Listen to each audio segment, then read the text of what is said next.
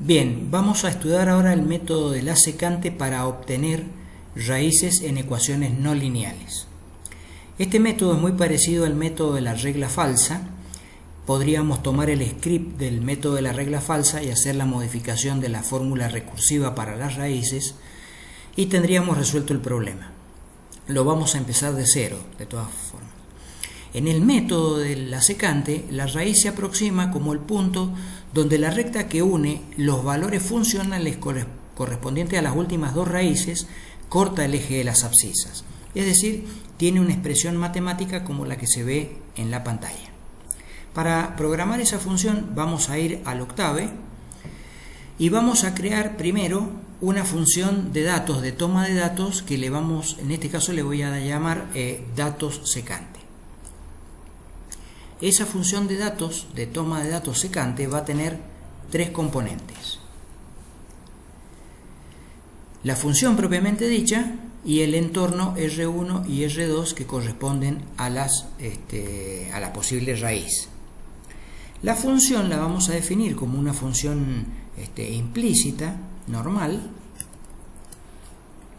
de x, y vamos a hacer un polinomio 0.4 por x elevado al cuadrado más 2.3 por x más 2.2. Y esa es la función, y vamos a considerar la raíz que está en el entorno entre 6 y 7. R1 y R2 igual a 7. Entonces esa va a ser nuestra función de estudio, una función de tipo cuadrático, tiene dos posibles raíces. Vamos a considerar la raíz que está en el entorno entre 6 y 7. Bien, y ahora ya en el método propiamente dicho, el script del código principal, digamos, vamos a borrar la pantalla de la ventana de comandos, vamos a borrar todas las variables que existan previamente y a cerrar todos los gráficos que pudieran existir. La función de toma de datos la podemos copiar tal cual y la llevamos al código principal,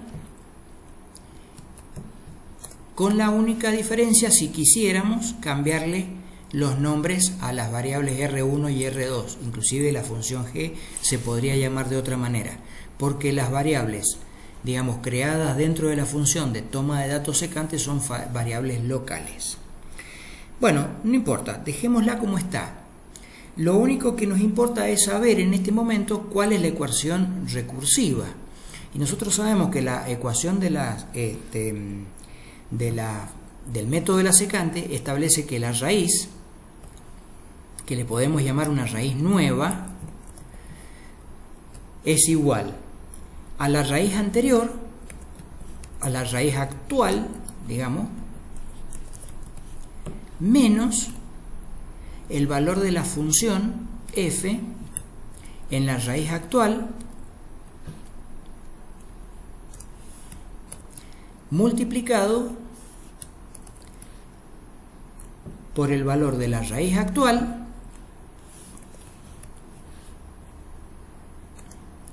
menos la raíz anterior. Y todo eso dividido por la pendiente, o por el valor de m, que es en realidad una diferencia de funciones.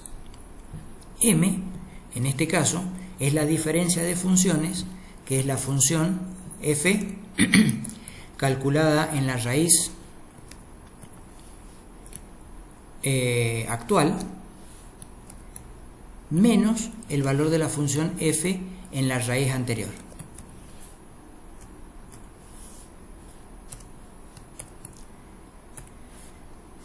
Si este valor de m fuera 0, podemos llegar a tener problemas. Entonces vamos a controlar que m no sea 0. Si m es 0, vamos a simplemente, en este caso, vamos a escribir un disp que nos diga que el denominador es 0.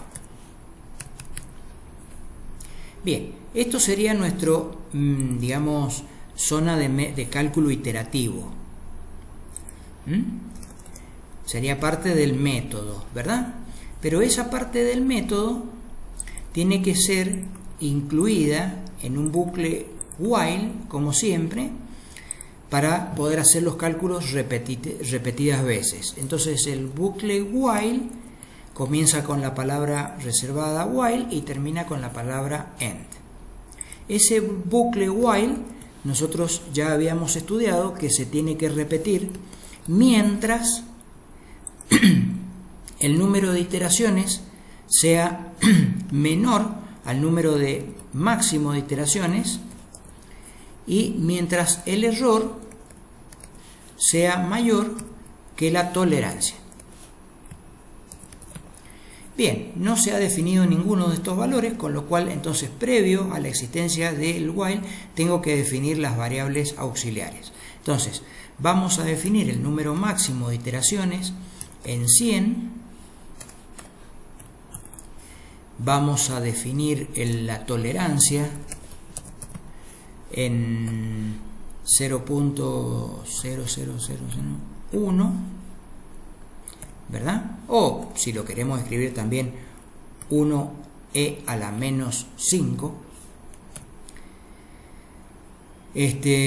Vamos a definir los parámetros de entrada, que son error igual a 10 tolerancias, para asegurarnos que entre por primera vez y que el número de iteraciones comience con 0. De esta forma estamos seguros que el código por lo menos una vez se va a ejecutar. Bien, en la fórmula recursiva calculamos la raíz nueva como la raíz actual menos esta función donde aparece la raíz actual y una raíz anterior. La raíz actual y la raíz anterior son dos valores previamente calculados, que son los que hemos tomado de la función de toma de datos. Entonces decimos que la raíz actual toma un determinado valor y que la raíz anterior a la actual toma un determinado valor. ¿Cuáles son estos valores? Bueno, deberían ser valores que hubiéramos calculado con algún otro método. Si nosotros vamos a usar los dos al comienzo, en la primera iteración, los valores que corresponden al entorno, podríamos tomar como raíz actual el valor más alto, que es el R2, digamos, y como R1 el valor de la raíz anterior. También podríamos hacerlo al revés, no hay ningún problema.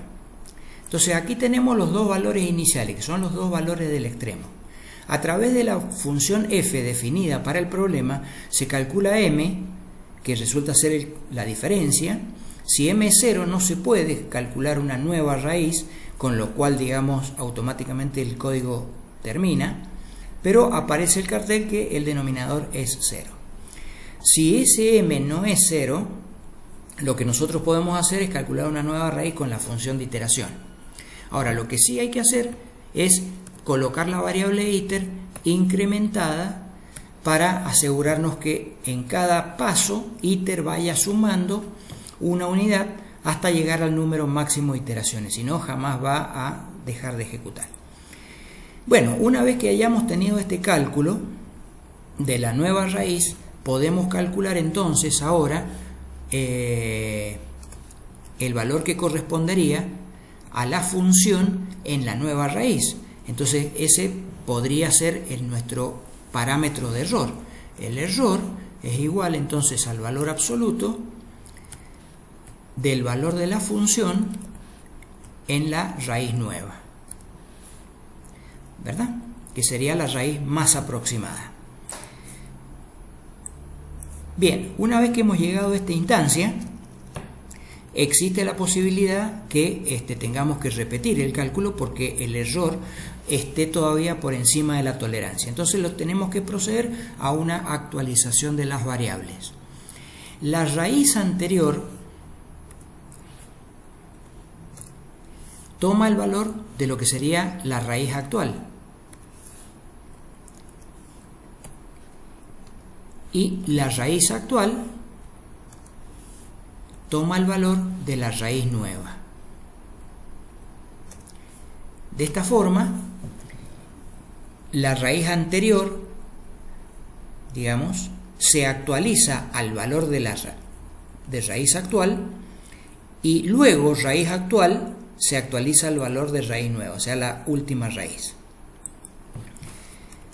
Una vez que hayamos hecho esto un número determinado de veces, en donde el error haya estado por debajo de la tolerancia, o el número de iteraciones haya alcanzado el máximo, hemos llegado al final del código. Tenemos que presentar los resultados. Para eso, entonces, vamos a usar ahora la función fprintf, que nos va a permitir en una sola línea, digamos, resolver el problema de mostrar varias variables al mismo tiempo. Entonces vamos a poner raíz igual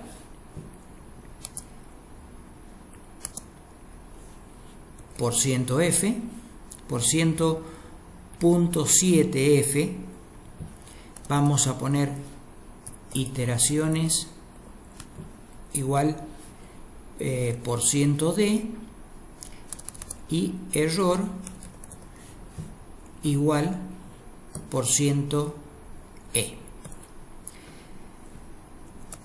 Y vamos a terminar con /n. Esto se debe entender de la siguiente manera. Cuando se llegue a la línea 33, se va a imprimir en la ventana de comandos un texto que va a decir raíz igual a un valor numérico de tipo float con 7 decimales. A continuación, el número de iteraciones con un número entero y el error con un número en formato ingenieril. Los valores que tienen que ser colocados acá donde dice %.7f, %d o %e tienen que ser escritos después de la coma en el mismo orden. Entonces aquí tengo que poner la raíz nueva, que sería el mejor valor de la solución. Luego lo voy a escribir de esta forma para que se vea el orden. El número de iteraciones está en la variable iter y el error está en la variable error. Listo. Vamos a guardar y vamos a ejecutar. Se ha obtenido una raíz en 4 iteraciones con un determinado error menor que el establecido. Bueno, este sería el código del método de la secante. Aquí en los datos secante yo podría cambiar los datos, crear una nueva función, ¿verdad? Comentamos este sector, por ejemplo.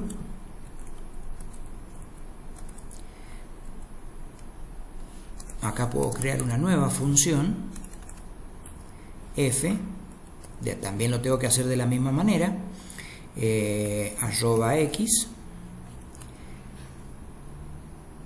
Podríamos usar ahora una función exponencial, por ejemplo. Podría ser exponencial de x menos 4 más x. Y tendríamos que definir el valor de R1 de 1 a R2 igual a 2. Pongámosle.